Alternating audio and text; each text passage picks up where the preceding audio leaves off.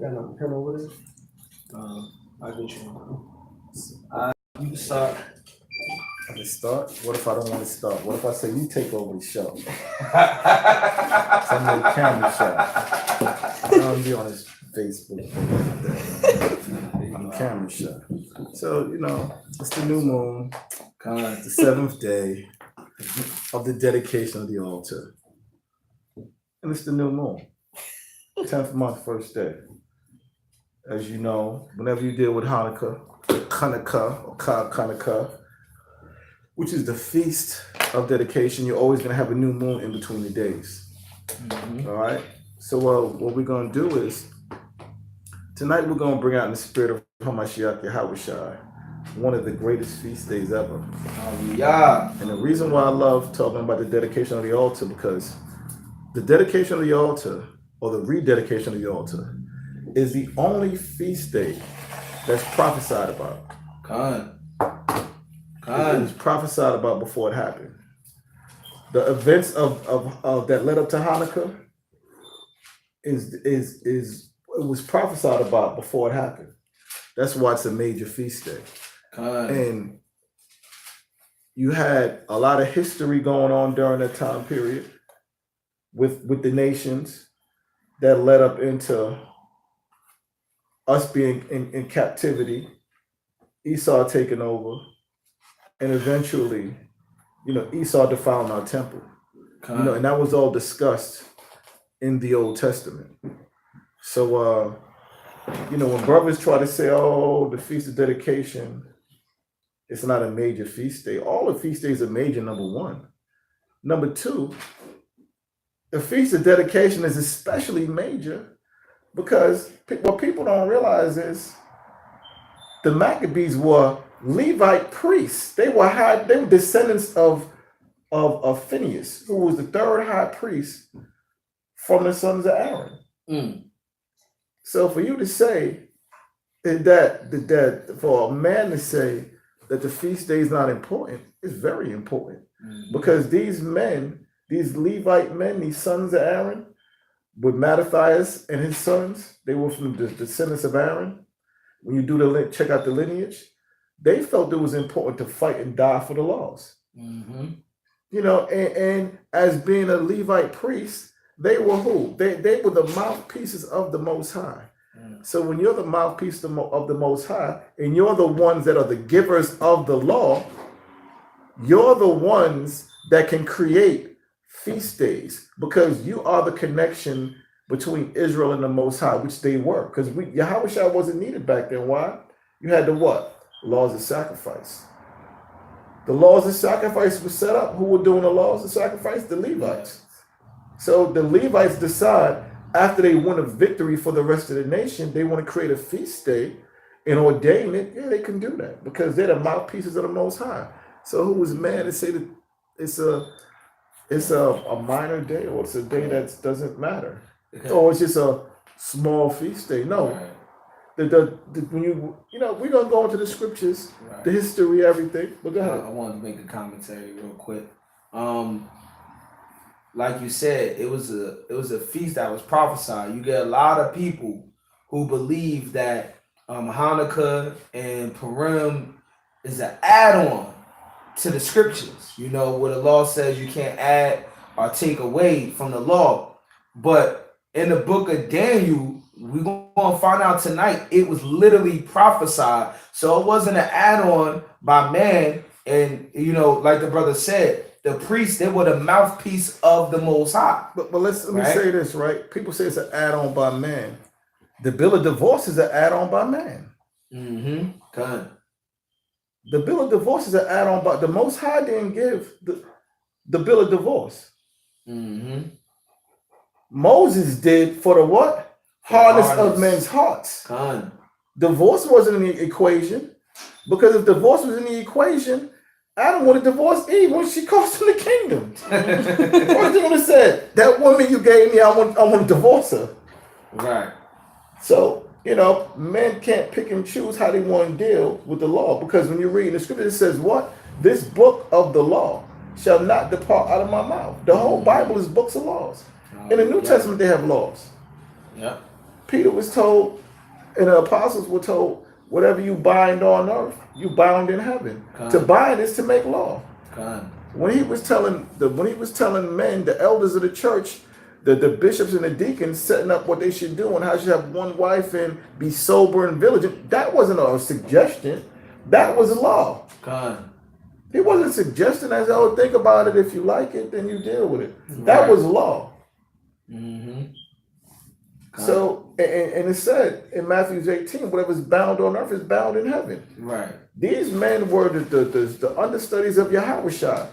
Peter had the keys to the kingdom of heaven, so he had an authority to say that. And not only that, for a man to think that the feast of dedication isn't a mandatory to celebrate, or isn't relevant, Yahweh thought it was.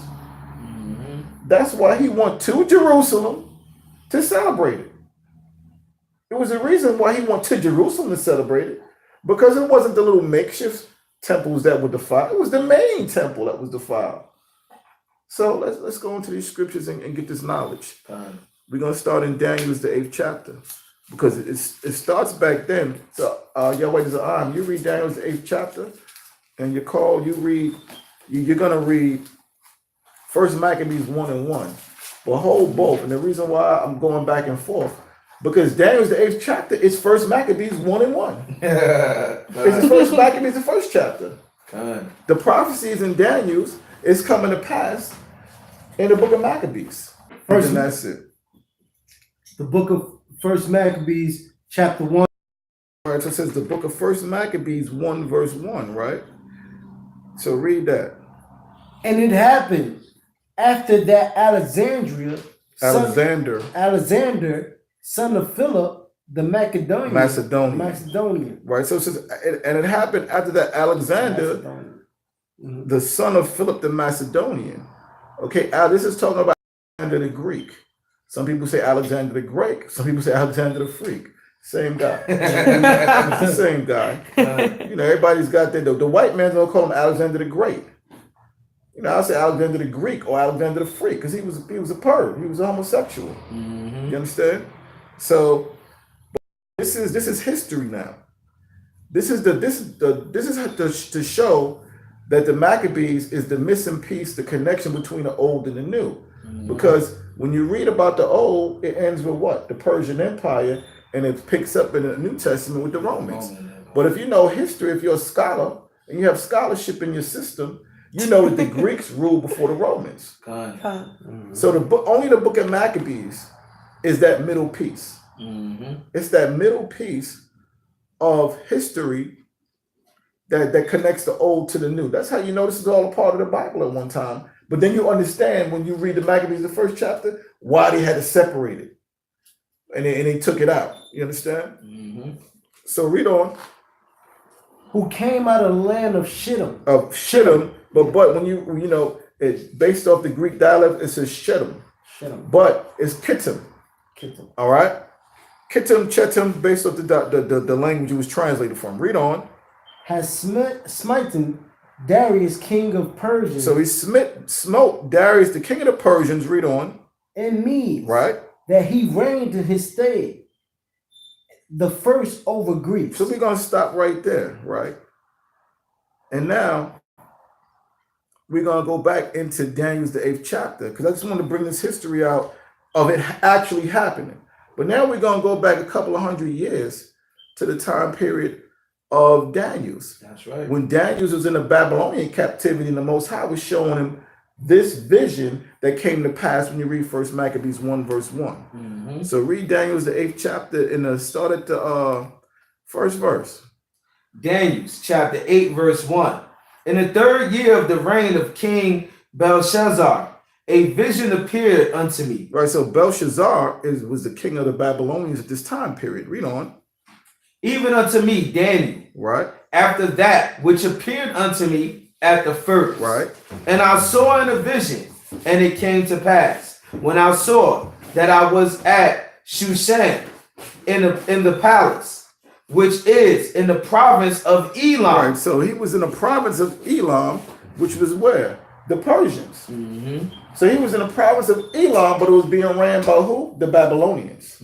Because at this time, the Babylonians conquered the whole known world, including the province of Elam. Read on. Or the city of Elam. Read on. And I saw in a vision, and I was by the river of Ula'ah. Right. So if you ever notice, the prophets and the apostles, whenever they saw visions, there was always places to where nothing was.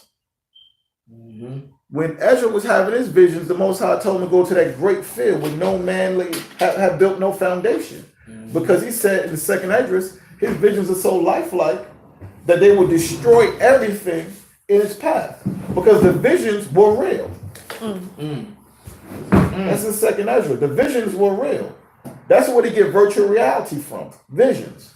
Because the visions were lifelike. Even when you read about John the Baptist, where was he? The island of Patmos. Salt mines. There's nothing out there. Nobody's building a house in salt mines. That was like a place where they sent you to serve out time when they wanted to punish you. So and when John said, "Listen, when I walked and I looked behind, Yahweh was right there." So he was inside these visions. That's where that's where you put them goggles on for virtual reality. That's where they get that from. That's the whole aspect of virtual reality comes from. Because these visions were lifelike. They try to mimic everything the Most High does. Ezekiel, what happened with Ezekiel? He was lifted up by the crown of his head, and he was taken up into the heavens. Why? There wasn't airplanes back then. So these visions were laid out to him in the heavens. All right? So now, read on. Verse 3. Then I lifted up mine eyes, and saw, and behold, there stood before the river a ram, which had 2 horns. So now it says a ram which had 2 horns, and this ram represents the Persian and Medes. The 2 horns represents Persia and Media. The Persians are the East Indians. Shall I read the scripture that say that? You could. Verse 20. The ram which thou sawest having 2 horns are the kings of Media and Persia. To prove that point. So before any uneducated, unscholarly person tries to say it's not, let's nip that in the bud. Because this is scholarship at its best right here that we're dealing with. All right? So go back to where you was and read that again. Verse 3. Then I lifted up my eyes and saw, and behold, there stood before the river a ram which had 2 horns, and the 2 horns were high. Right. But one was higher than the other. So now this ram had 2 horns, which were the Persians and the Medes. But then it said one horn was higher than the other. So now if you ever go throughout the history of the Persian and Mede Empire, initially the Medes were the higher power. They were the higher rulers. Like when you hear about them, you ever heard of the Midas touch? Everything I touch turns to gold. That was actually a king of Media. And he had a kingdom he had full of gold. You understand? That's where they get that. That's where they get that term from. The Midas touch. King Midas was his name. Can I ask you a question? I heard that Akkadians were from the Medes. Some of them were. Right, because I noticed that when I looked in ancient maps that it was like near that area where it said Akkadians, yeah, exactly. And I noticed like even with the movies, like the Scorpion King movies, they always talk about the Akkadians, but they use the rock to represent the Scorpion King from Al Qaeda, exactly. Right? And then like even in the other Scorpion King movies, they use like other Japhite looking people. And you notice they always use Japhetic looking people. Right, like Hawaiian looking people and Philippines and they had that tannish type skin and everything, that straight hair. Not that stringy doggy hair, but that thick straight hair. Because they understand, they know the history. So you know. So these movies, they be putting the history in it. You be thinking it's fairy tale, and there be some history in it. Like Conan the Barbarian was based off the Cimmerians, who were the descendants of Japhet. That's why his name was Conan the Cimmerian. So the comic book was based off the sons of Japhet. You understand? And Japhet's not the white man. Japhet was never the white man. I mean, that's another topic though. You know, but it said it had 2 horns, right? And the one horn became higher than the other. So read that. But one was higher than the other. Right. And the higher came up last. So initially, it was the Medo-Persian Empire. But then the higher came up last. The Persians started to assert authority, not killing them, but they was living peacefully. But then when it was time for the Persians to rule, the Persians were the ones that basically excelled through their kings. They had some great kings that were ruling. Read on. I saw the ram pushing westward and northward, right, and southward, so that no beast might stand before him. So it was their time to rule. And they started to do what? Conquer the known world. When it's talk about westward and northward and southward, that no beast might stand, it talks about how all men are beasts. So the beast that it's talking about is man. So then it was their time to rule because the Most High put them in charge. Right. The Babylonians' time was up. They came and killed the king's son in the middle of the night. The king in the middle of the night. Once that king took them cups and started drinking out of them. I forgot which king it was. I think it was Belshazzar, actually. He said the Most High told him, wrote on the wall in a big hand, you have been weighed, measured, and found wanting. So that's just how it was. Hey, can I pull a script real quick? Yeah, read that. Go to Ecclesiastes chapter 3, verse 19. Exactly.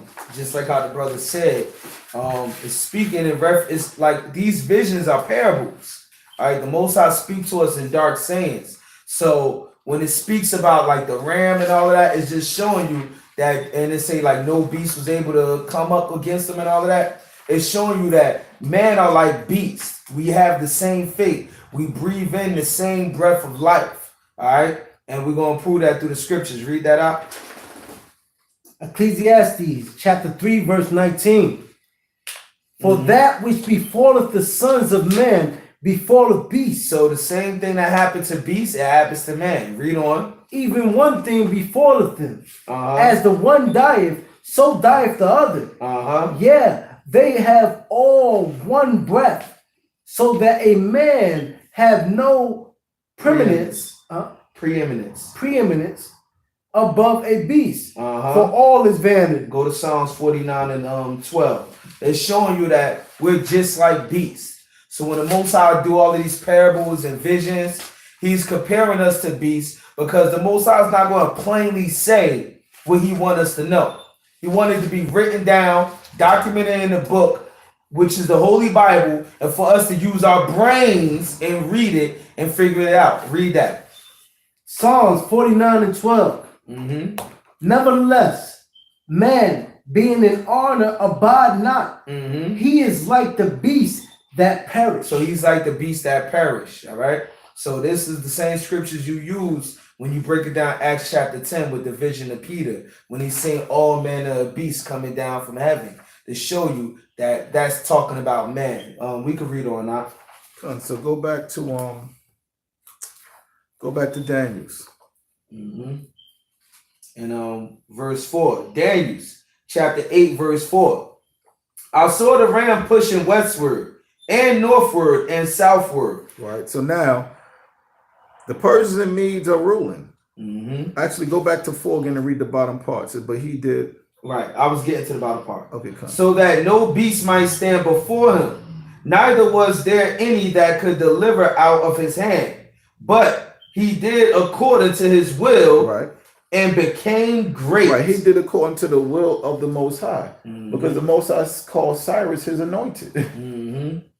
So Cyrus did according to the will of the Most High. He told the prophet, I think it was Isaiah, that Cyrus was going to be his anointed, that he was going to be the one that wreaks havoc on the earth. Everybody had their chance to rule. Every nation had their chance to rule, and it was Esau's turn next. You understand? That's what you'll see coming up. You understand? Then after that, we got next. You know, that's right. That's right. We got next after this. So that's right. Nothing. So, verse 5.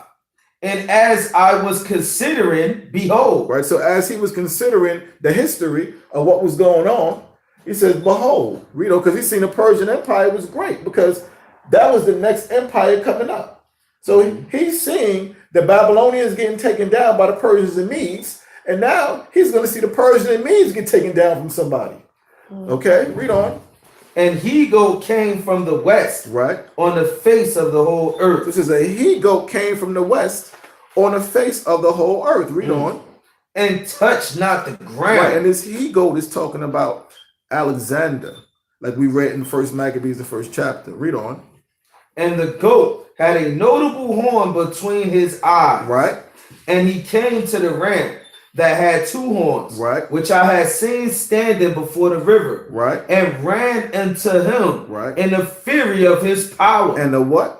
In the fury of his power. And the fury of his power. So it says, and he came to the ram that had 2 horns, which was the Persian and Mede Empire. Alexander came. Read First Maccabees 1:1 again, because it's telling you what it is. And it happened after that Alexander,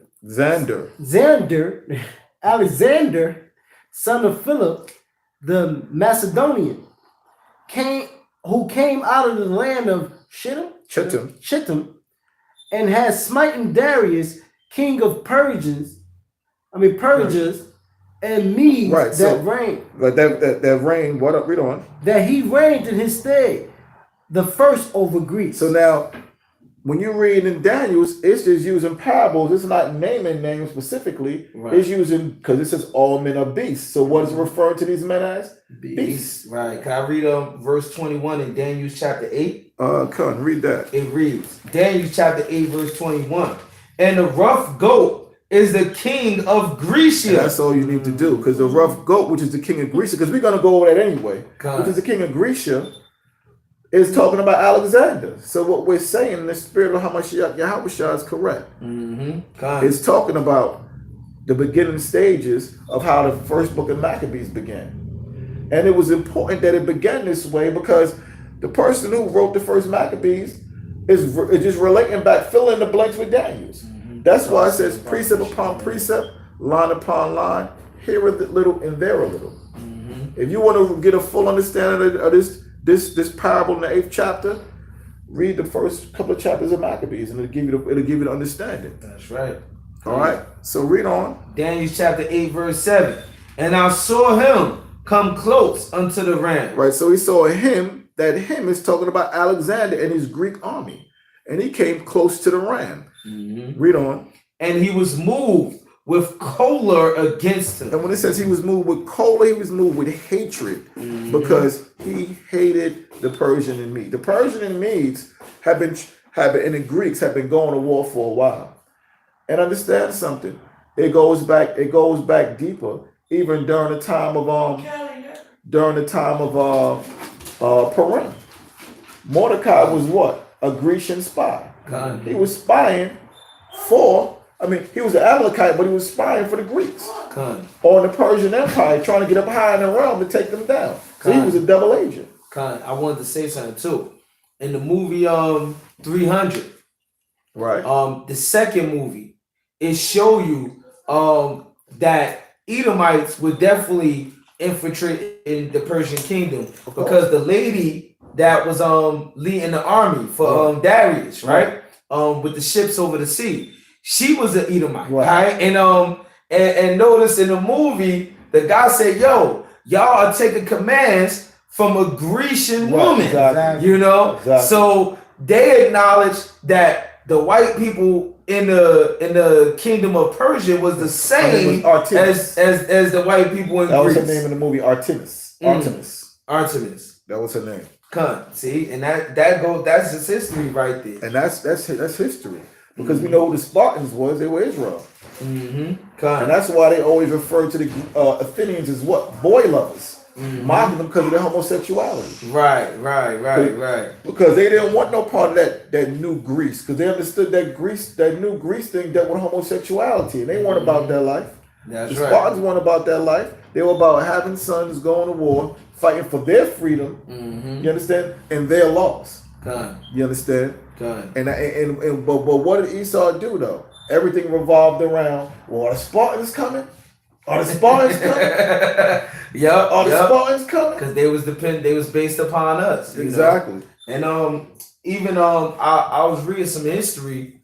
The actual Greeks who were fighting in wars did not consider themselves the same as the people of Chittim. Exactly. They considered themselves totally different, and they was upset when they tried to depict Alexander having some type of pigmentation in his skin to try to equate him with the Greeks. Right, exactly. And still to this day, you have the real Macedonians campaigning to bring out the true history of where Alexander come from. Exactly.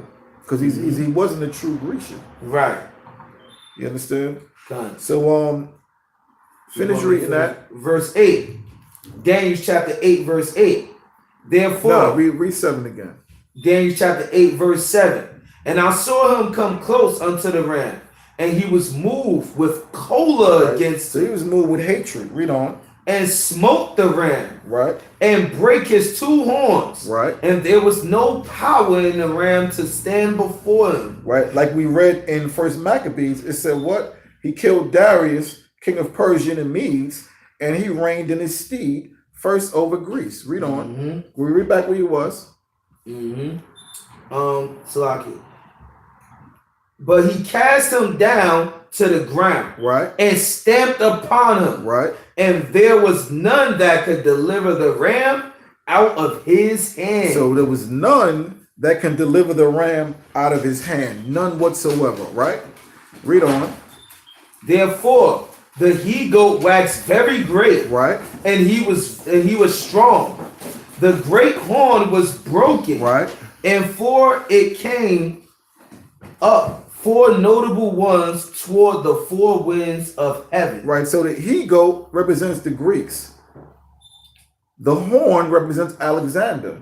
So once that horn was broken, Alexander died, and he split the kingdom up into 4 parts before he died. So now, can I read verse 21 again real quick? Come read that. It reads, and the rough goat is the king of Grecia, right, and the great horn that is between his eyes is the first king. Right, you see that? So that great horn, the rough goat, is the king of Grecia, right? Mm-hmm. And the great horn that is between his eyes is the first king.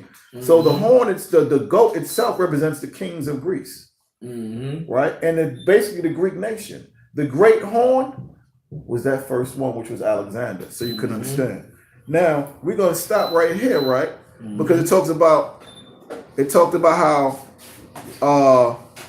how the great horn was broken, right? Actually, finish reading the great horn was broken. Finish reading that chapter. Read it from the top again. The 8th verse, rather. I'm sorry, the 8th verse again. Verse 8. Therefore, the he-goat waxed very great. And when he was strong, the great horn was broken. Right. And for it came up 4 notable ones toward the 4 winds of heaven. So now, when it's saying that the rough goat, the great horn was broken, Alexander died, which we're going to read in the Apocrypha. Right. And then it says 4 notable ones. The 4 notable ones were the 4 generals, which was childhood friends that he grew up with. He put them over the 4. They split the kingdom in 4, and they all ruled. And we're going to see what happens. So we're going to stop right there in Daniel for a minute, and we're going to go back to the book of First Maccabees, the 1st chapter and the 2nd verse. That's right. So read on. And he made many wars. Right. So Alexander made many wars, which he did. Read on. And if you want to get a good depiction of it, the movie Alexander was whack. What's his name? The History Channel did a great documentary on Alexander. That was better than the movie. That was better than the movie. Read on.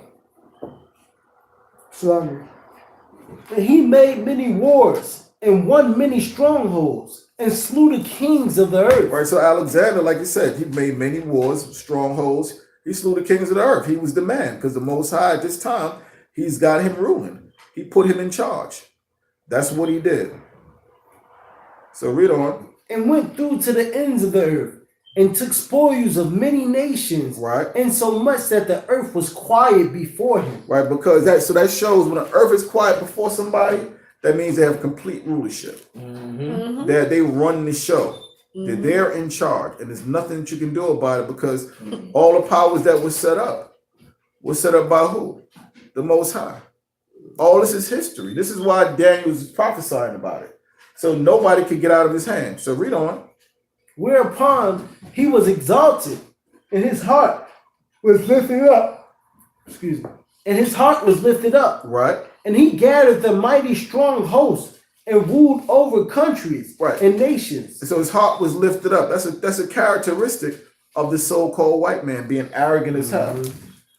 All right, being arrogant as hell. That's what they are. They're a proud, arrogant, blasphemous nation when it comes to the Most High. All right, so read on. And he gathered a mighty strong host and ruled over countries and nations and kings who became tributaries unto him. So in other words, Alexander the Greek and the Greek Empire ruled the known world. They ruled the known world during this time period. And in their taking charge and ruling the known world, that's when they established their world order. All nations do it. All nations have done it in the past. We're going to do it in the future under Yahushua. But we're going to rule everything. All right, so read on. And after these things, he fell sick and perceived that he should die. Right, so that great horn like it talks about that was broken in Daniel's, he fell sick and he knew he was going to die. So this is what he did. Read on. Wherefore, he called his servants, such as were honorable, and had been brought up with him from his youth. Right, so they were men that learned the Greek ways from their youth. Read on. And parted his kingdom among them. Right, so it says he parted his kingdom among them. So go back, Yahweh and read verse 8 again. Daniel chapter 8, verse 8. Therefore, the he-goat waxed very great. Right. And when he was strong, the great horn was broken. Right. Alexander perceived he was sick, and he perceived he was going to die. So that's how he was broken. Read on. And for it came. Once he perceived that he was going to die, what did he say? Read on. Up 4 notable ones toward the 4 winds of heaven. Right. So what he did was he called his servants that were honorable and had been brought up with him from his youth, and he parted his kingdom in 4. It was 4 notable ones. So the first person or the first general was Lysimaeus. He took over Thrace and most of Asia Minor, right? The second one of the 4 generals was Cassander. He controlled Macedonia and Greece. All right. The third was Ptolemy. All right. And Ptolemy ruled Egypt. And the fourth was Seleucus. And out of him came the Seleucid Empire. Okay. And that was Persia and part of India. So those were the 4 notable ones. So now let's see what happened once they started to rule. Right. Because always when Alexander conquered our homeland, he conquered before he even came to, he didn't even have to shed blood. The priest came to him and showed him this in Daniel's the 8th chapter, showed him who he was going to be. Blew his mind. So what he did was like, yo, I'm not even going to mess with y'all. Y'all just pay tribute. That's it. And he told his general, don't touch that land. What was over this part, leave them alone, just get tribute from them. That's it. Because he showed them Daniel's 8th chapter. He showed them that this is who you were. You are the rough goat of the rough goat who was going to take down the Persians' enemies. I guess they didn't tell him the part about the kingdom splitting into 4. No. What verse out? But they showed him after the process, as the prophecy's coming to pass, they showed him this. It was prophesied that you was going to do this. Right. It's prophesied that you was going to do this. Look, because see, one thing people don't understand. Come here. One thing about Alexander was he sought knowledge of the nations. That's why everywhere he was, he put a library there. He's responsible really for the libraries because there were libraries all over based off of him conquering those lands. And wanting to learn about wanted to know about those people. And the reason why is because he realized the Greek way wasn't the superior way like how he thought. All nations had a rich history. So he wanted to absorb it. He wanted to absorb all nations' history. So you got some priests coming to him, showing him who he is, in the scriptures. Yeah, absolutely. You understand? So, and when you go into it, that's when he started getting the scriptures started first being translated over into what? Greek. During that time period. Because you had the scribes, because back then, the known languages were Greek, Hebrew, and Latin. Most people spoke more than one language because those were the prime languages back then. Cats wanted to watching YouTube and videos all day and watching TV all day. They were dealing with knowledge. Men were dealing with knowledge. Especially if you were a person that had a farm or something like that, you dealt with everybody. You understand? So now we read that about the four winds out of heaven, right? So now read go back to the Apocrypha, right? And read verse 7 again, on 1 and 7. 1 to 7? Or? Verse 7. Chapter 1, verse 7. Salah. So Alexander reigned 12 years and then died. So he reigned for 12 years, then he died. Read on. And his servants. His servants were those 4 servants that I brought out. Those 4 servants, read on. Bear rule, everyone in his place. Right. And after his death, they all put crowns upon themselves. So did their sons after them many years. Right. And evils were multiplied in the earth. So now, once Alexander's 4 generals put on those crowns, and then their children, their children's children, their children's children put on them crowns, that's when wickedness started multiplying on the earth. Homosexuality started rising the whole time high. Because what were they doing? They were bathing in the nude. They had public bathhouses, bathing in the nude. They were exercising in the nude. The word gymnasium means to exercise naked. Hey, do you mind if I read on verse 21 and 22 real quick to link up with this? Read that again. Daniel chapter 8, verse 21 and 22. And the rough goat is the king of Grecia. Right. And the great horn that is between his eyes is the first king, which was Alexander. Now that being broken, whereas 4 stood up for it, 4 kingdoms shall stand up out of the nation. Right. So those 4 kingdoms again, we're gonna go them again, right? It was Lysimaeus who took over Thrace and much of Asia Minor. Cassander, who took over Macedonia and Greece. Ptolemy ruled Egypt, Palestine, Sicilia, Petra, and Cyprus. He founded the Ptolemaic dynasty, which the person Antiochus Epiphanes, that wicked one, he came out of that dynasty. He came out of that lineage. Then you had Seleucus, who founded the Seleucid Empire, which ruled the remainder of Asia, and which was Mesopotamia, Levant, Persia, and part of India. That's how it was split up in 4. So when you read that, right, go back now, right, because it tells you in verse 9, evil was multiplied in the earth. Now go back to Daniel's, right, the 8th chapter and the 9th verse. Daniel chapter 8, verse 9. And out of one of them came forth a little horn. So out of one of them came forth a little horn. Okay, that little horn was who? Antiochus Epiphanes. Antiochus Epiphanes means God manifested on earth. That's how arrogant he was, that he would name himself as a God manifested on earth. But it told you they were proud because Alexander was proud. Okay, he was lifted up. That's what they were. So it says, out of one of them came forth a little horn.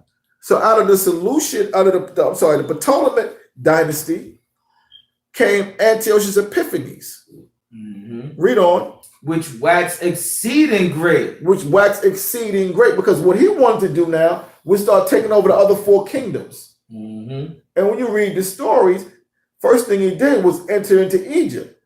Okay, when he entered into Egypt, he started to go into the next empire and take that empire over. Then he was ruling 2 empires. So he wanted all the empires. Okay, but the Most High had a hand in that, him not getting that. So it says, right, it says, out of the one of them came forth a little horn, which waxed exceeding great. Read on. toward the south. So he went toward the south. And toward the east. And he went toward the east. So he conquered toward the south, toward the east. Read on. And toward the pleasant land. The pleasant land is what? Our homeland. He went towards Palestine, which is known as Israel today. He went towards that land, and he wanted to do what? Take over. He wanted to take over the land, defile the temple, do all types of wickedness. So keep reading in verse 9. And it waxed great, even to the host of heaven. Right. And it cast down some of the host. So it waxed great even to the host of heaven. The host of heaven was talking about Israel. And then it says, read that again. And it waxed great, even to the host of heaven. Right. And it cast down some of the host of the stars. So it cast down some of us. Like you had that family, the group of people who were in the cave. And they chose not to fight on the Sabbath. It cast them down. Read on. To the ground. Right. And stamped upon them. Innocently killed them.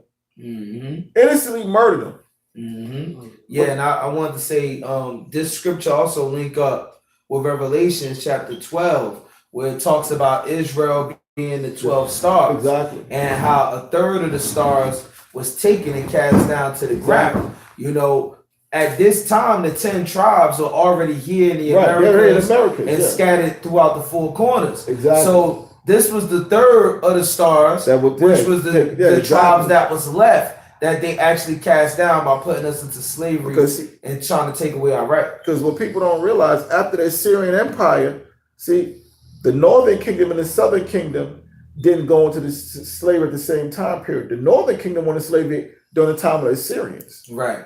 The southern kingdom went into slavery during the time of the Babylonians. So when the northern kingdom came out of slavery, they came over here. Not all of us. And to be honest with you, some of us, some of the northerners went into captivity.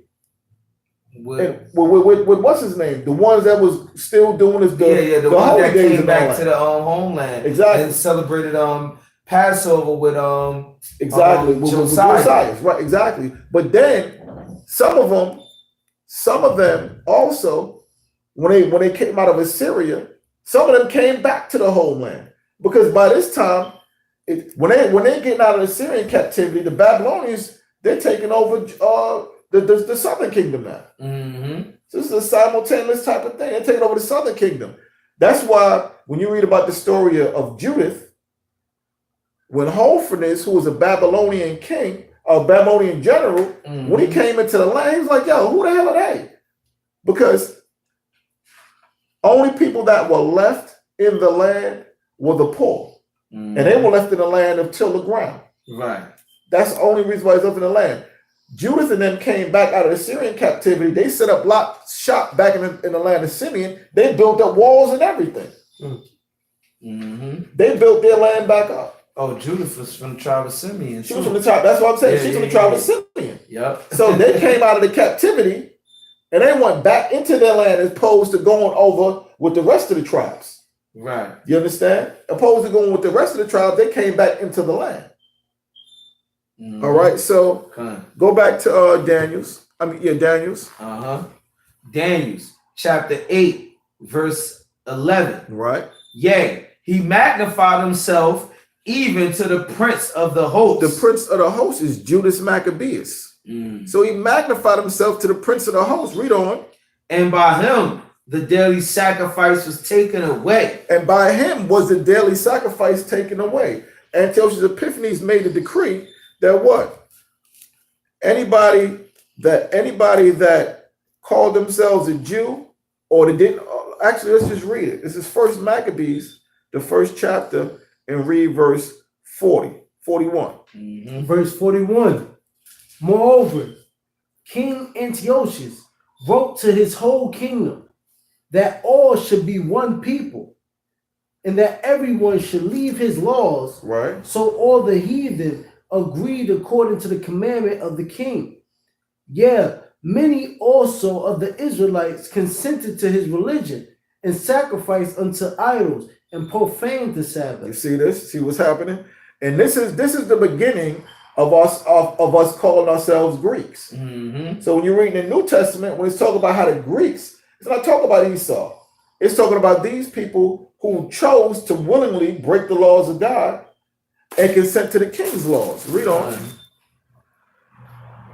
For the king has sent letters by messengers unto Jerusalem and the cities of Judah, that they should follow the strange laws of the land, and forbid burnt offerings and sacrifice drink offerings, and sacrifice and drink offerings in the temple, that they should profane the Sabbath and festival days, and pollute the sanctuary and holy people, set up altars and groves and chapels of the idols, and sacrifice swine's flesh and unclean beasts. They were sacrificing swine's flesh and unclean beasts. One of the things that the Greeks like to sacrifice was a horse. They would sacrifice dogs. I got a question.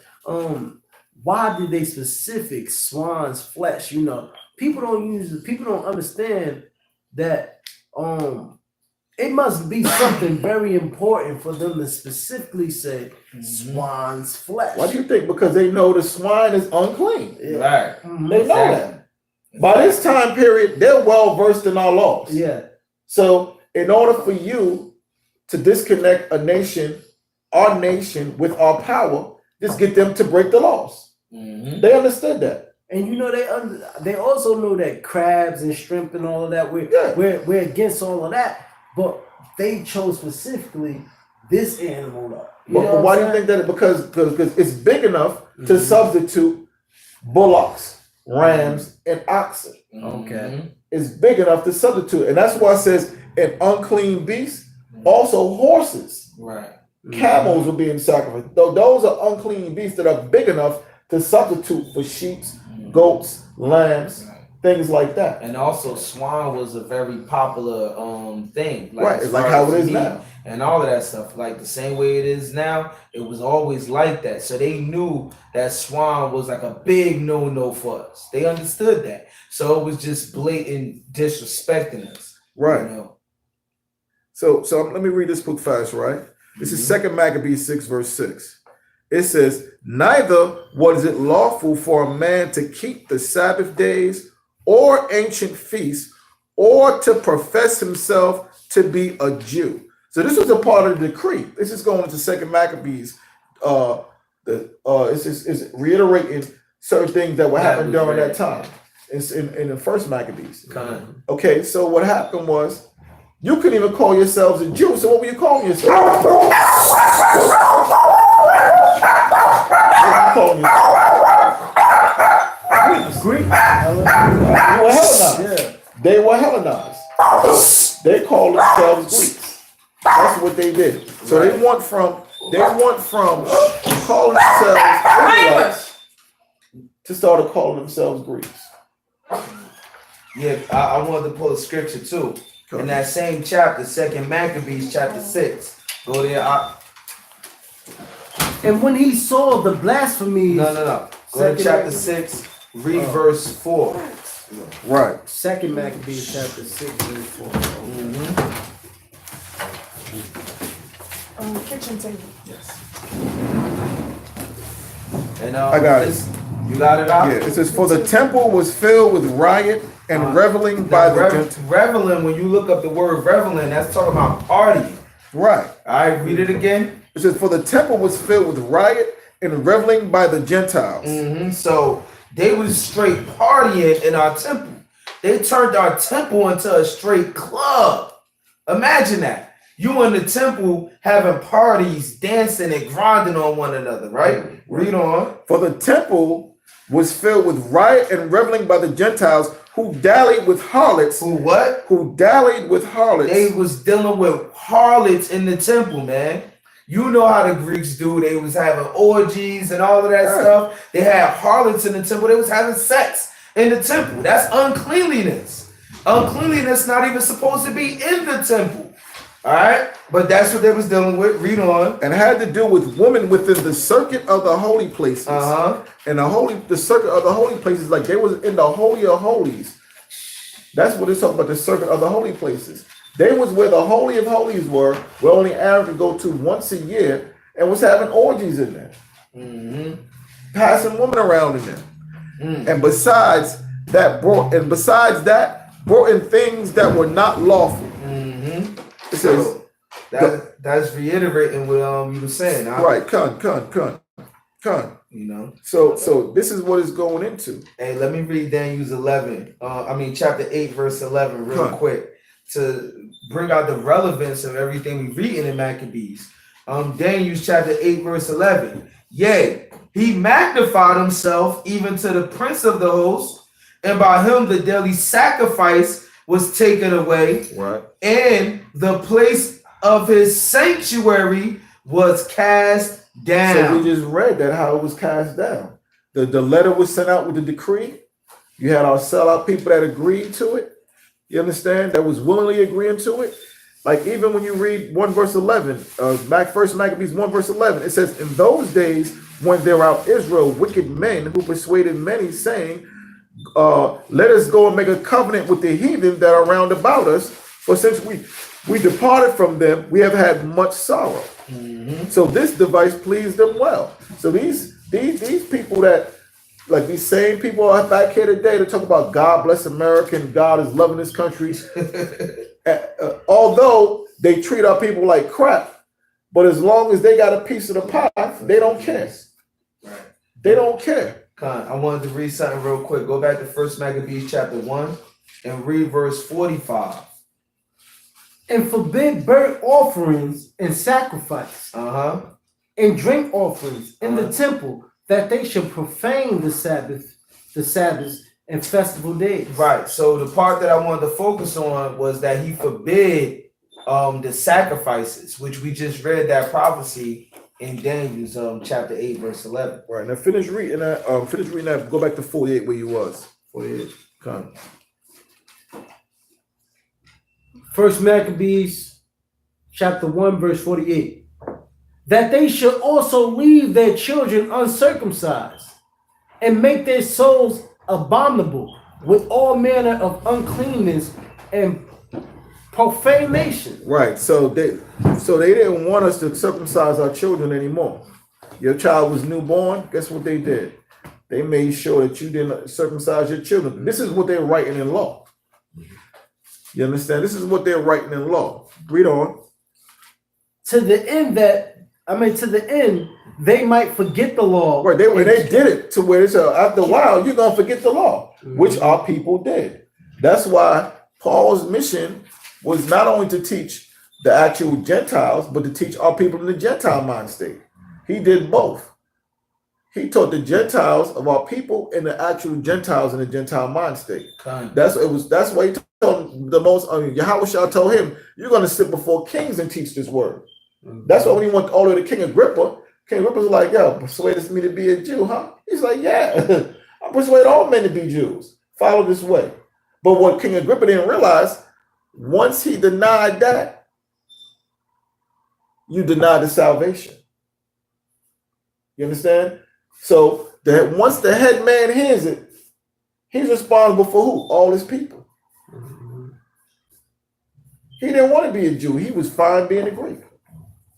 Well, the white man, he don't want to follow these laws anyway because it's just not in his spirit to. It's not in his spirit to as a nation.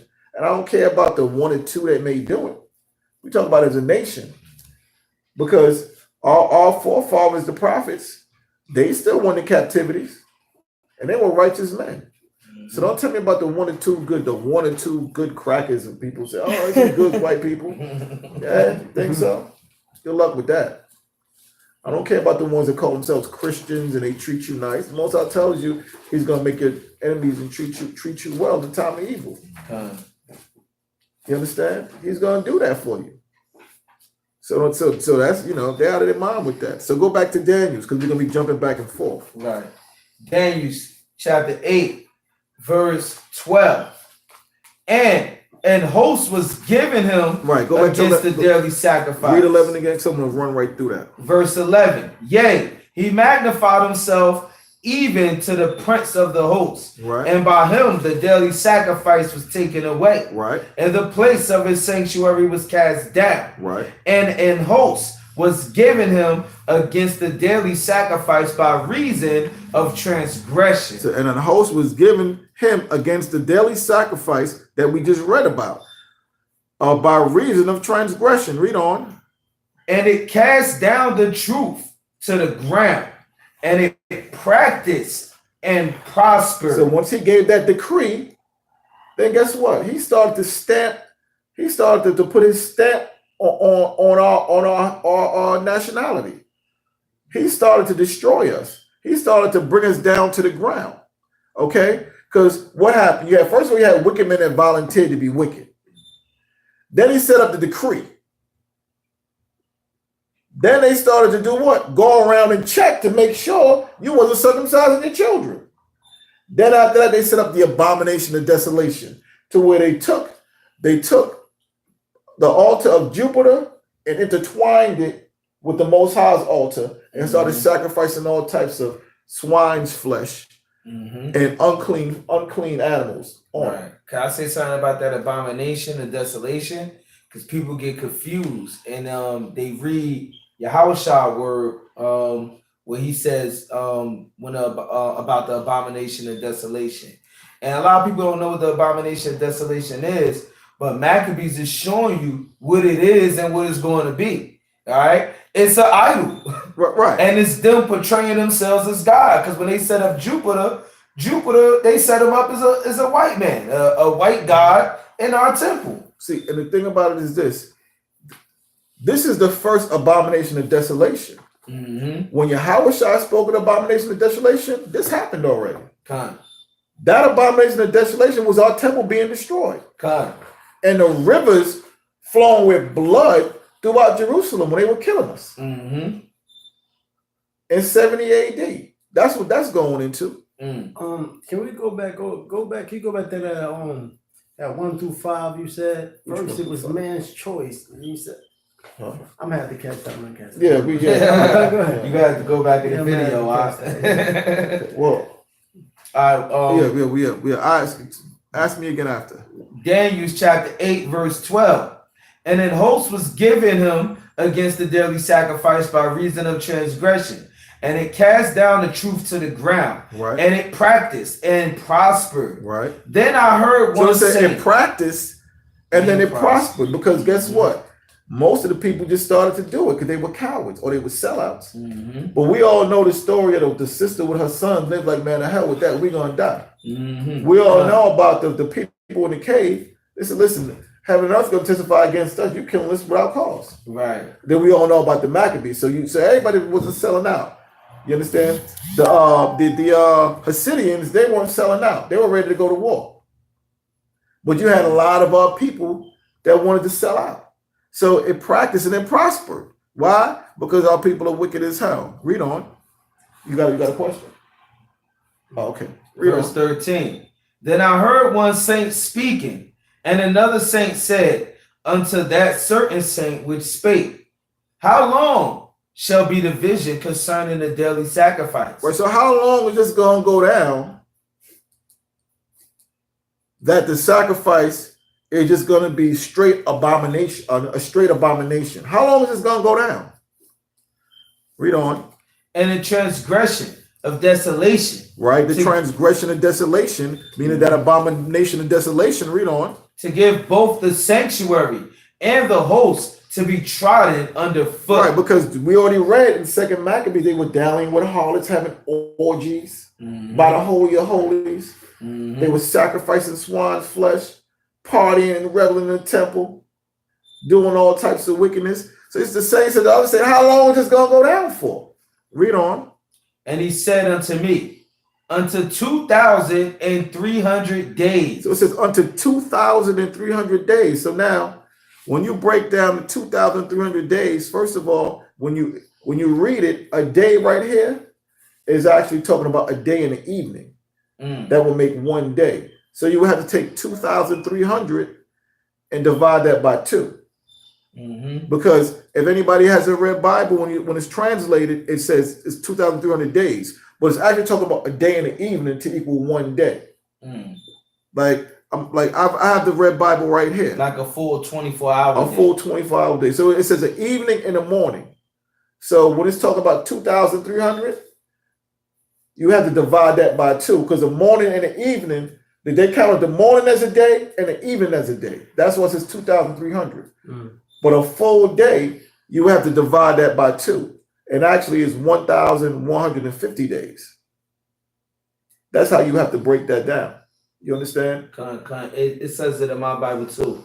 I got a World's Bible. It says evening and morning. Right. So when it's saying days, an evening was a day, but a morning was a day also. Right. And so it was 2,500 evenings, 2,300 evenings, 2,300 mornings together. That's what it added up to. But in all actuality, it was 1,150 days. So basically, from the time that the king made the decree and started consenting what he was consenting, all the way up until the time we rededicated the temple, was about 3.5 years, which that is about 3 years and some change.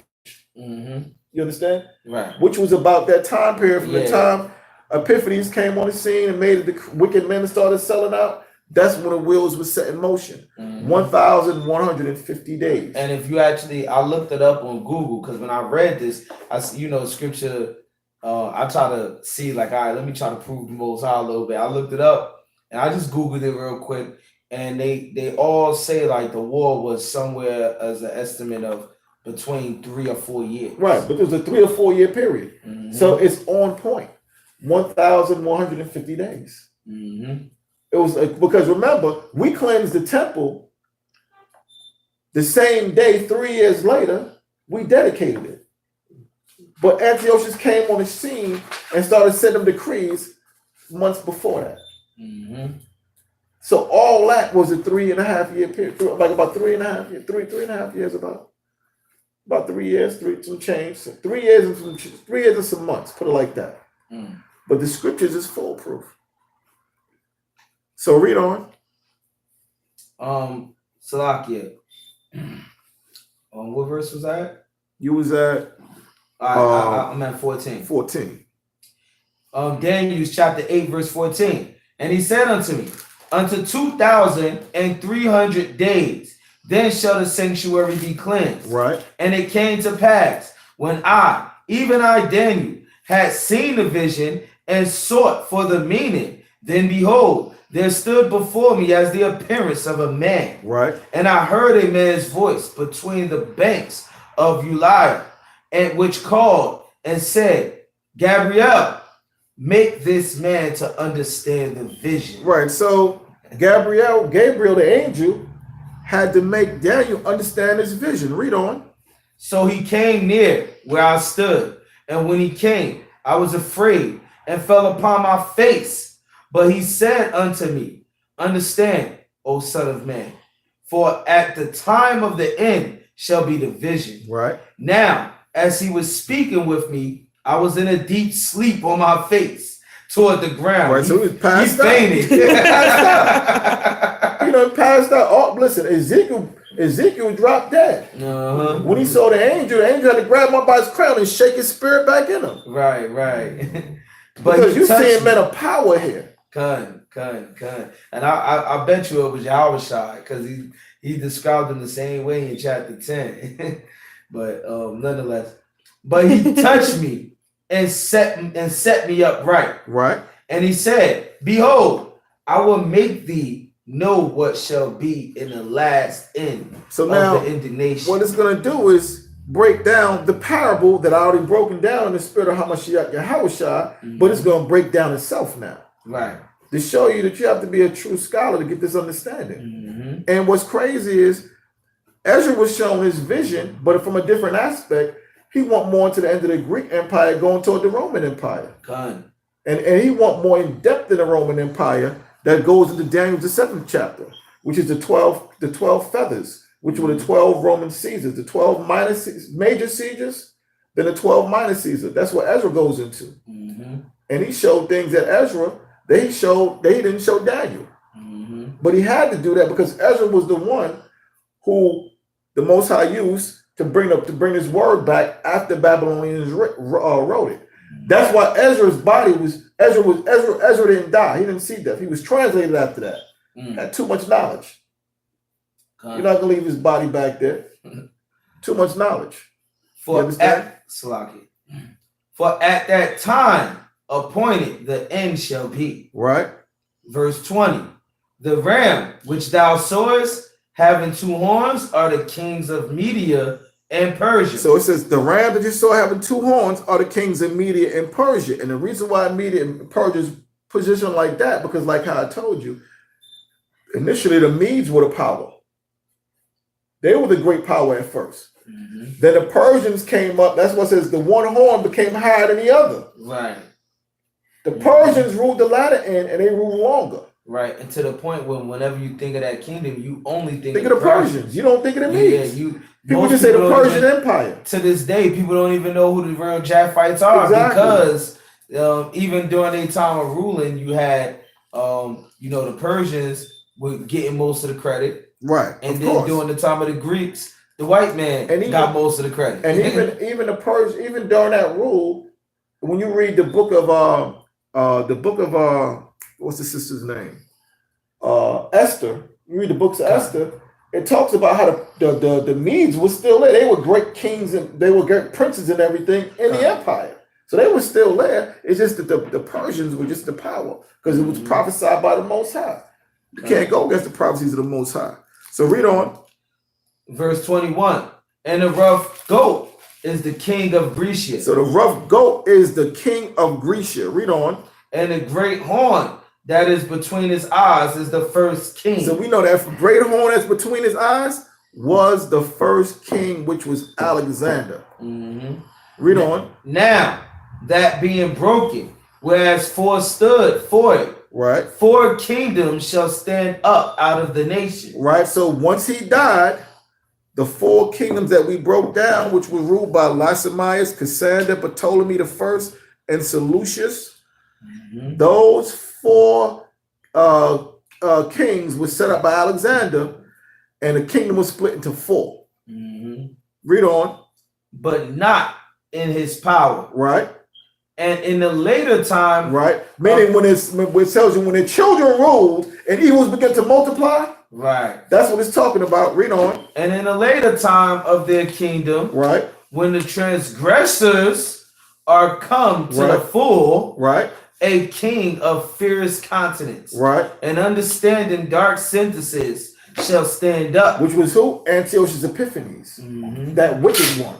It was Antiochus Epiphanes, that wicked one, who started to put hell on our people. Read on. And his power shall be mighty, right, but not by his own power, right, and he shall destroy wonderfully. So it says, and his power shall be mighty, but not by his own power, because we know true power comes from who? The Most High. The Most High. Like even when Pilate said to Yahushua, don't you know I got the power to let you go? That was, man, you ain't got nothing. He's like, you only got the power my father gave you. He said, don't you know I can call a legion of angels down here right now and end this thing? What Pilate do? He fell by, I wash my hands with him. That's your problem.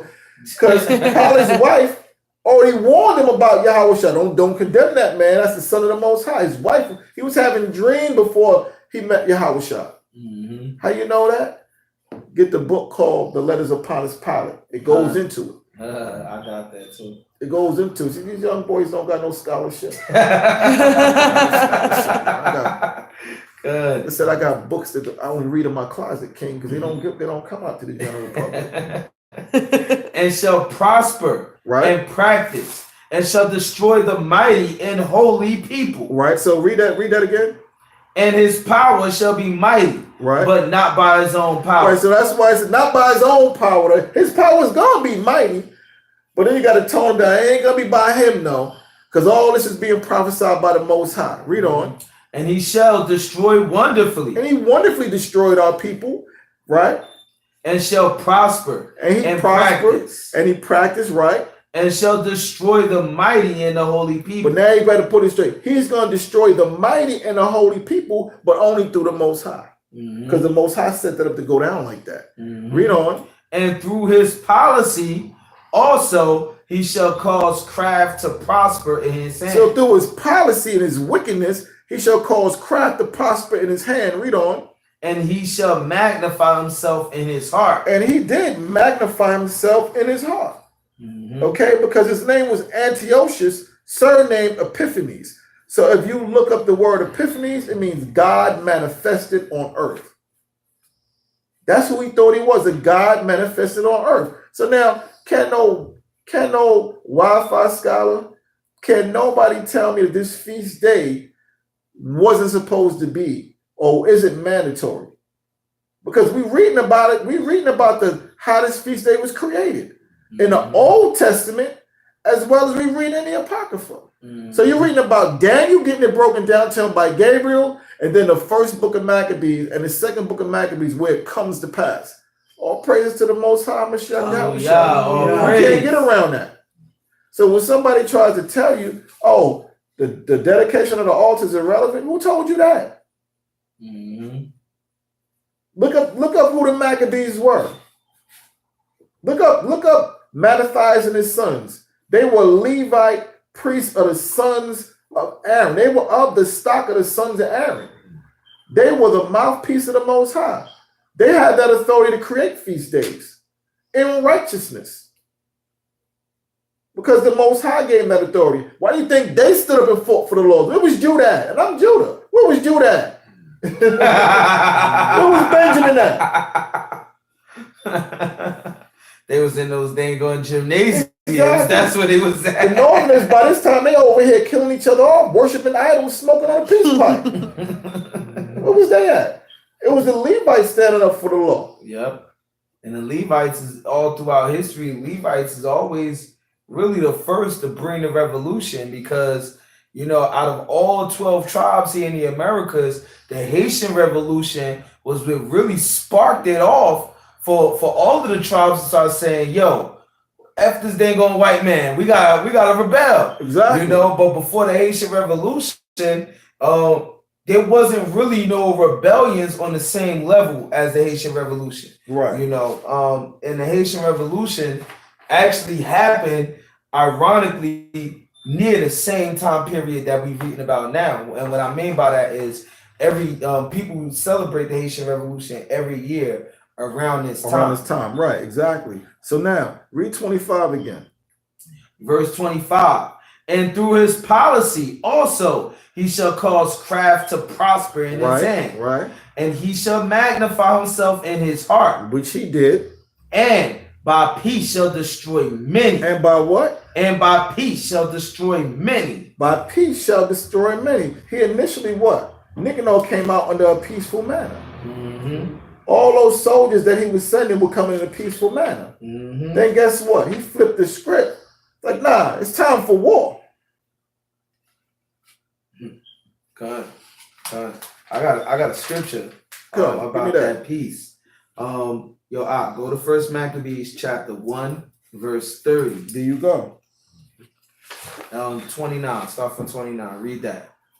And after 2 years fully expired, the king sent his chief collector of tribute unto the cities of Judah, who came unto Jerusalem with a great multitude. And that's that great host that he was given to show the people. Read on. And spake peaceable words unto them. And it spoke what? Peaceable words unto them. All right, and we know what that is. We reading it right now. Letting the guard down. See that? Read on. But all was deceit. But all was what? Was deceit. Just like Psalms 55 and 21. Right. Read on. For when they had given him credence, he fell suddenly upon the city and smote it very sore and destroyed much people of Israel. That's self-explanatory. So now we read it in Daniel's, right? We reading it coming to pass in the book of Maccabees. So you got to examine that. So now finish reading Daniel's. Daniel's chapter 8, verse 25. And through his policy also he shall cause craft to prosper in his hand, and shall magnify himself in his heart, and by peace shall destroy many. Right. He shall also stand up against the prince of princes. And it's not talking about Yahushua. It's talking about, he's the king of kings. He's not the prince of princes. Mm-hmm. He's the King of Kings. The Prince of Princes was who? Judas Maccabeus. Mm-hmm. He was the Prince of Princes. He was the man in charge, taking up the steam. Because once his father Mathyahwah died, he said, "Look, you the one that's gonna be. You lead the warriors. You fight the battles." Because Judas, because see, people got to realize the family was called the Maccabees, but Judas was actually the hammer, right? Because Maccabee means hammer. God, which we about to read that part in this verse right here too. Right, Maccabee means hammer. Judas was the hammer. But then the whole family took all the name because then they were called the Hasmoneans. They were out of the Hasmonean dynasty. Okay. The end of 25.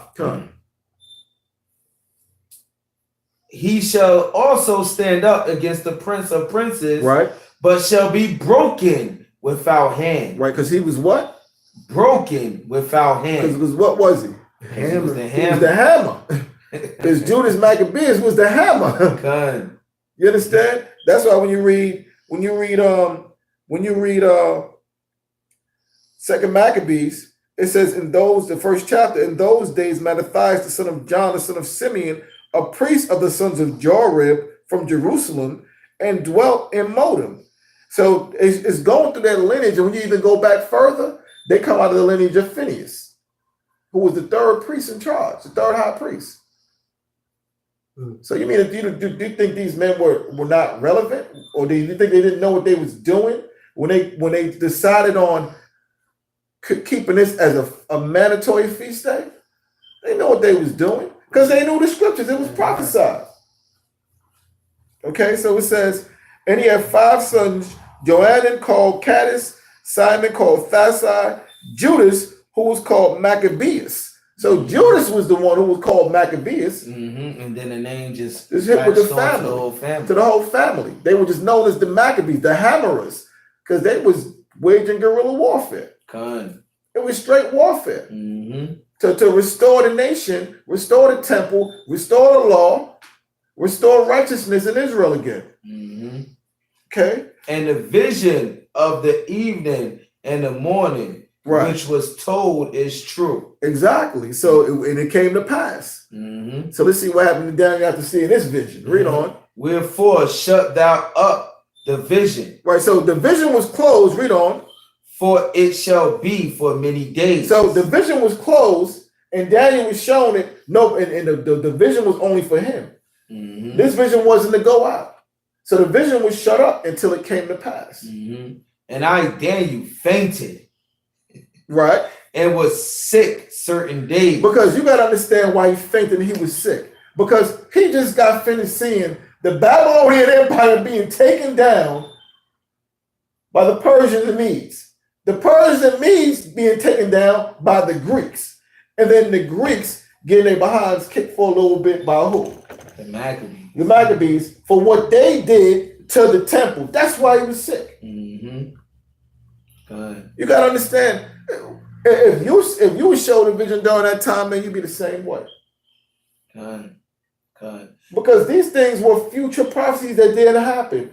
And the thing was with that, it was like that was right around the corner from him. So he's seeing these things right around the corner. Like, do you ever think about the kingdom of heaven and Christ coming back? You ever heard like a loud noise? Oh, what is this? Yeah. The damn end? Hey, You kidding me? You hear that little Anything horn that sounds like a horn. I'm like, yo, what the hell? Exactly. You be looking like, yo. He just got finished seeing. He just got finished seeing total transitions of powers with nations. So yeah, he was sick. He fainted. Damn right. Afterward, I rose up. Right. And did the king's business. Right. And I was astonished at the vision. He was what? And I was astonished at the vision. Right. But none understood. He's like, yo, hold up. This is really gonna happen? He's like, yo, because we ruling this. This guy, but Belshazzar's always ruling. Like, is this really gonna happen? Right. Like, is it gonna happen when I'm here? Yeah, it's gonna happen when you're here. So it's hard to comprehend. It's hard to comprehend. So go to First Maccabees, right? Go to First Maccabees, the 4th chapter.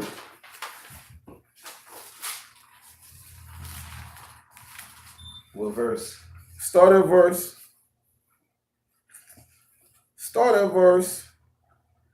47.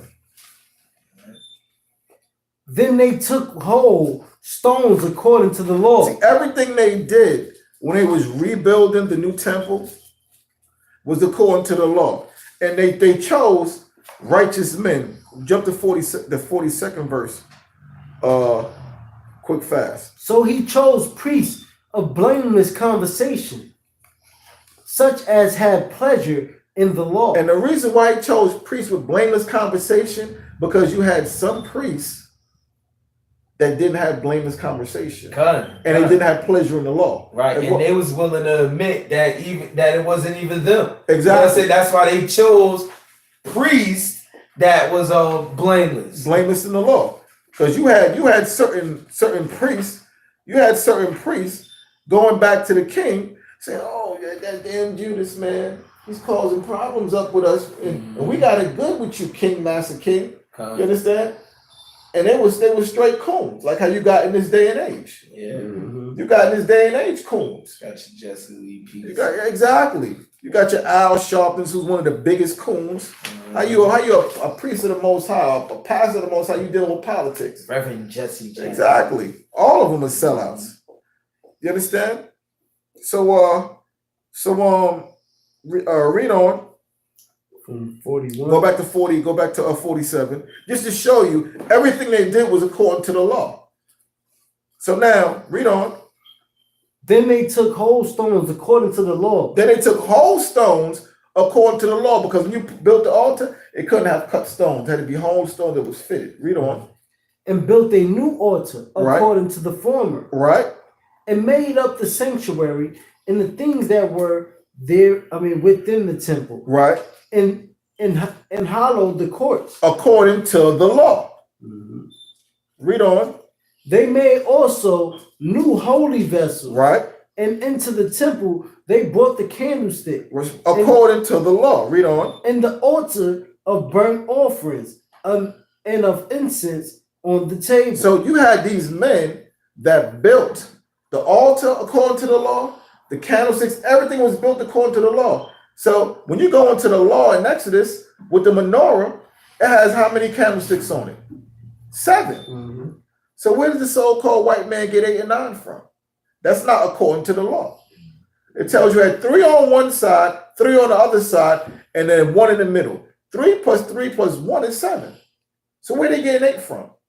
And then Amalek got this fairy tale that the Most High had enough oil in it that what did it say? Live for the extra day. They said something it never went out. No, they said no. They said the Most High. No, this is what they said. We didn't have enough oil, but the Most High allowed the lamps to burn continually. Like he put his spirit on it. But I burnt for an extra day. And it burnt. No, and it burnt. It burnt the whole 7 days or 8 days. That's why they did it. Yeah. So it's like they didn't have enough oil for. And this is what it said. They didn't have enough oil for 8 days, but the Most High put the spirit on them on the lamps so they could burn for 8 days. Can't find it nowhere in the scripture.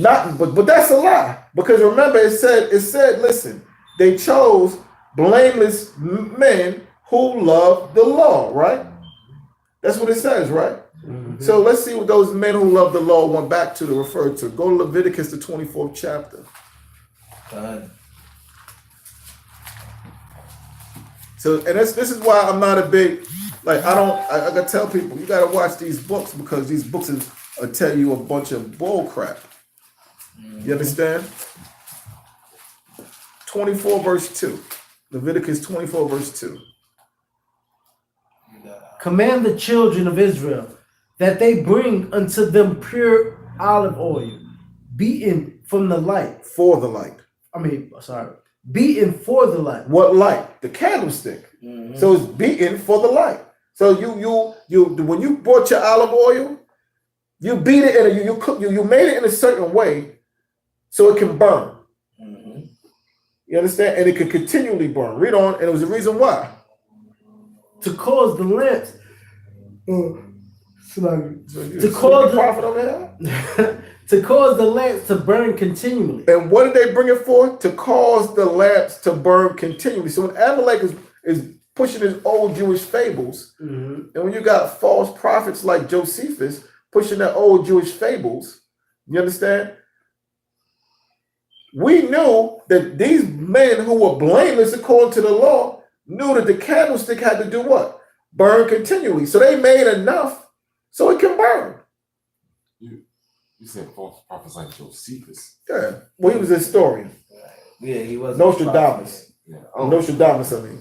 Because he didn't put that, even in Josephus, he wasn't going with that fairy tale. Right, no, I know. Nostradamus, I meant to say.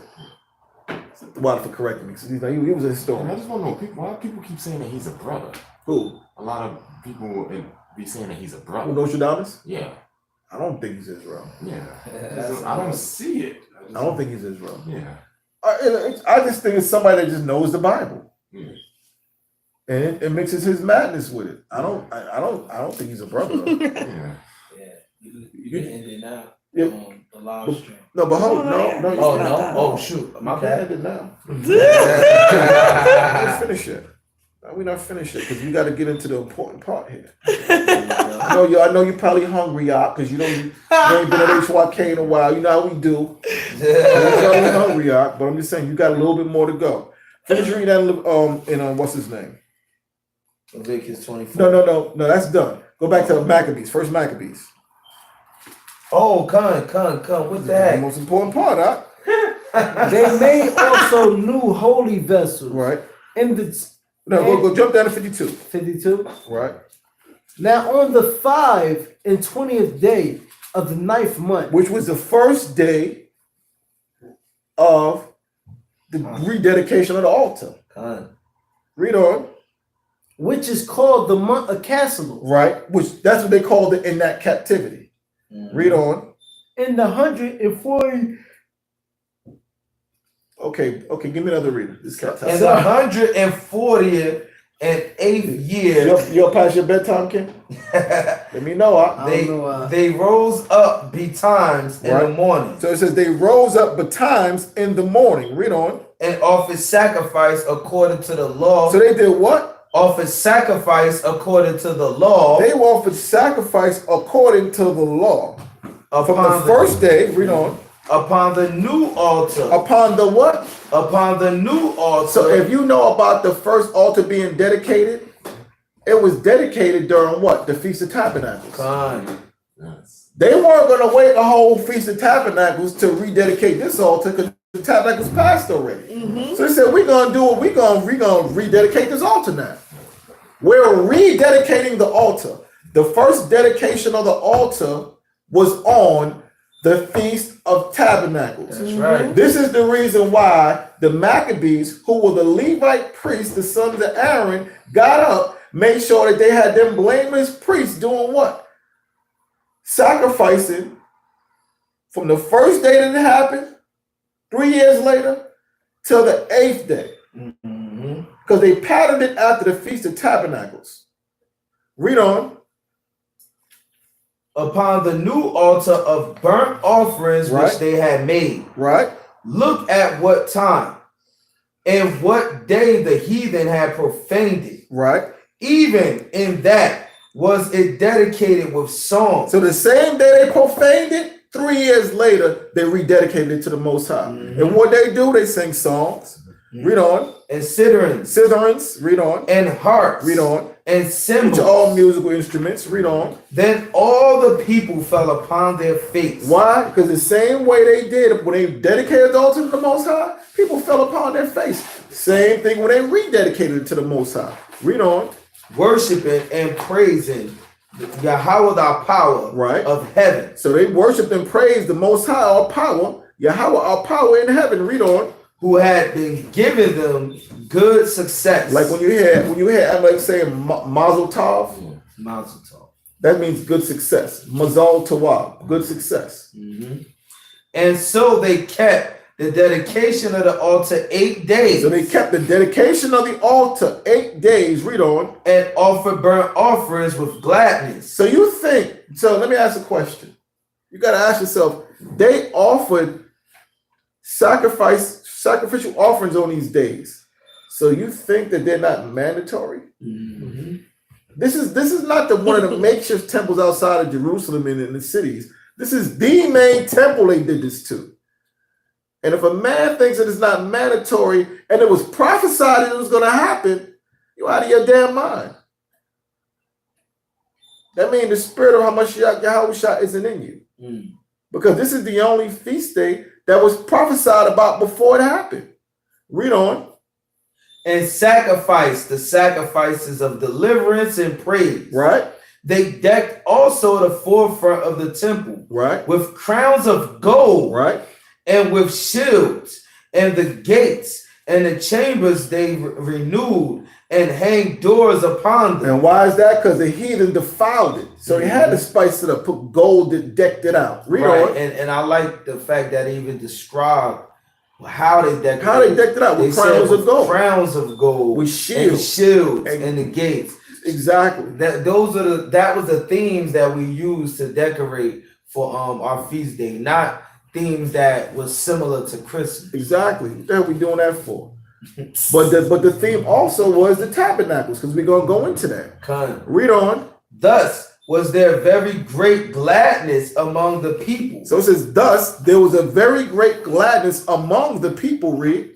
For that the reproach of the heathen was put away. It says the reproach of the heathen at that time period was put away for that time period. Read on. Moreover, Judas and his brethren, with the whole congregation of Israel, ordained that the days of dedication of the altar should be kept in their season from year to year by the space of 8 days. So it says they ordained it. Mm-hmm. Levite priests ordained this day to be celebrated year to year. That's why Yahushua celebrated, which we're going to read that scripture last. From the 5 and 20th day of the month, Caslu, with mirth and gladness. So it's from the 5 and 20th day of the 9th month to the either 2nd or 3rd day of the 10th month, depending on how the new moon falls. Mm-hmm. I'm sorry, to the 1st or the 2nd day of the 10th month, rather, depending on how the new moon falls. Okay, so read on.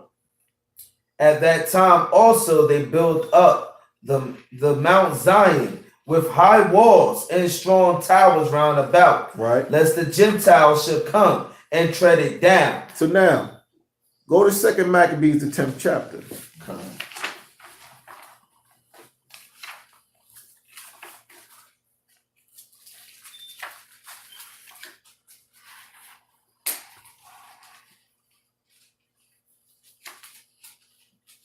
Start from verse 5. Start from verse 1. No, start from verse.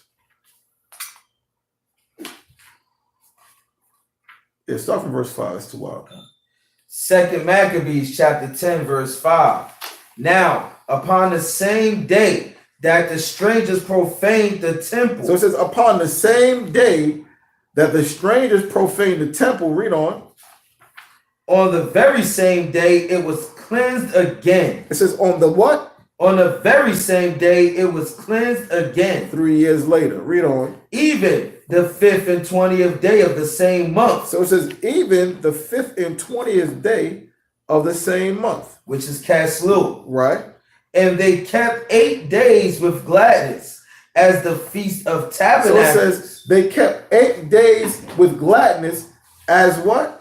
The Feast of Tabernacles. As in the Feast of Tabernacles. Mm-hmm. You got to, and the reason why it says as in, because how do you celebrate the Feast of Tabernacles? It's an 8-day feast. The first day is a Sabbath. The 8th day is a Sabbath. You dwelt in tents. Because remember, they were at war. And when they celebrated the Feast of Tabernacles back then, they went in mountains in the tents. Read on. Mm-hmm. Read it from the top again. 6 from the top again. And they kept 8 days with gladness, as in the Feast of Tabernacles, right? Remembering that not long before they had held the Feast of Tabernacles, when as they wandered in the mountains and dens like beasts. So now let's see what they did. Therefore they bear branches, right, and fair boughs, right, and palms also, and sang psalms unto him. So that read on. That had given them good success in cleansing. So now, where they get that from? With the bowls, the goodly bow trees, and all that? They got that from the law, from the tabernacles. So when you go back to Leviticus, the 23rd chapter, right? And then you read the when you read the 40th verse, and it's when you start reading from 33 to 44, it shows you how the Feast of Tabernacles is designed. Because if you want to make sure, if you want to know why the Levites rededicated the temple and called this the dedication of the altar, they did it patterning after what? The Feast of Tabernacles, where the initial temple was dedicated to the Most High. Mm-hmm. So they just said, listen, this is a rededication, and it's so ironic that 3 years from the day that it happened, we're rededicating it. So we're going to do it like how it was done in the scriptures, like how Solomon did it. But we're going to set the day up like the day of the tabernacles, but it's going to be the rededication of the altar. Mm-hmm. That's why it says, as in the Feast of Tabernacles. We're going to set it up the same way, set sacrifices up, rededicate the temple, have the good boldly trees like we're going to read right here. This is Leviticus 23, verse 40. It says, and ye shall take you on the first day the boughs of goodly trees, branches of palm trees, and the boughs of thick trees, and willows of the brook, and ye shall rejoice before your Lord 7 days. So if they did that with the Maccabees, why didn't they do everything else? That's why it says as in, because they celebrated it the same exact way. Because when they were in the mountains, they were dwelling in booths. That booth translated over to tents. Mm-hmm. It wasn't like they was in this box, like Amalek has these wood boxes out in the street, or plywood. It wasn't like that. It was tents. They just say booths, but it was tents. Amalek cracked. So now, that's why it says that. And then it tells you it's in verse 7, 2 Maccabees 10 and 7, it says, therefore they bear branches and fair bowls and palms also. We just read that in Leviticus, the 23rd chapter. Because these men were for what? The laws of the Most High. So they created something that was in the same manner as the Feast of Tabernacle. So they didn't go outside the guidelines of the Most High. Right. Mm-hmm, and this is the reason also why we was camping out in the backyard. Exactly. For Feast of Tabernacles. We was doing it because of this scripture right here. You didn't have a home back then. Our home was occupied by the Greeks. Mm-hmm. It wasn't safe to be there if you didn't want to follow the laws. So you had to dwell in tents. Why do you think they were in the mountains? Mm-hmm. They were in the mountains because they couldn't go to their homes. That's why Mathyahwah said, look, if you love the law like me, follow me. We think they went to the hotel. They were in the mountains. Mm-hmm. You understand? So then it says, verse 8, read verse 8 for me. 2 Maccabees. Verse 8. They ordained also by a common statute and decree that every year those days should be kept of the whole nation of the Jews. It says what? Those days should be kept of the whole nation of the Jews. So now it says those days should be kept every year of the whole nation of the Jews. So now, again, for brothers that don't think it's important to come to the dedication, they don't think that it's a Sabbath because the first day and the last day is a Sabbath. In between, we dwelt in the tents the whole time period. We sacrificed. If you don't think this day is important, then you don't love the Most High. Because Yahweh thought it was important. Go to St. John's, the 10th chapter.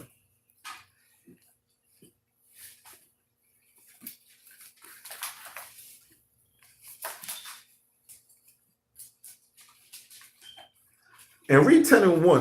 We're going to put some of these cats to shame a little bit. Embarrassing. It's Gospel of John, chapter 10, verse 1. Verily, verily, I say unto you, he that entereth not by the door, Salakia 16:11 is read a little bit different. Right. Into the sheepfold, but climbeth up some other way. The same is a thief and a robber. So if you following man, you setting yourself up for destruction. You only get through Hamashiach Yahushua. That's why Paul said, be followers of me as I am of Christ. Mm-hmm. Because Paul's like, if I'm not following Christ, don't follow me. Mm-hmm. It's all about Christ and nobody else. Don't let nobody fool you. It's about Yahushua. Read on. Verse 2. But he that entereth in by the door is the shepherd of the sheep. Right. So he that entereth in by the door, if you coming through by Hashem HaMashiach Yahushua, you a shepherd of the sheep. You supposed, that's why he told Peter, if you love me, feed my flock. If you love me, feed my flock. That's what he told him. All right? So you can only come in through Christ. No other way, because he's the door, he's the true way, the only way. You can't get saved through nobody else. So jump down to the 22nd verse. Verse 22. And it was at Jerusalem, the feast of dedication, and it was winter. It was at Jerusalem, the feast of dedication, and it was winter. Mm-hmm. Now, although it's the end of the fall right now, understand something. Next year, this time, the feast of dedication is going to fall in a dead smack winter right there. It's going to fall around Christmas time next year.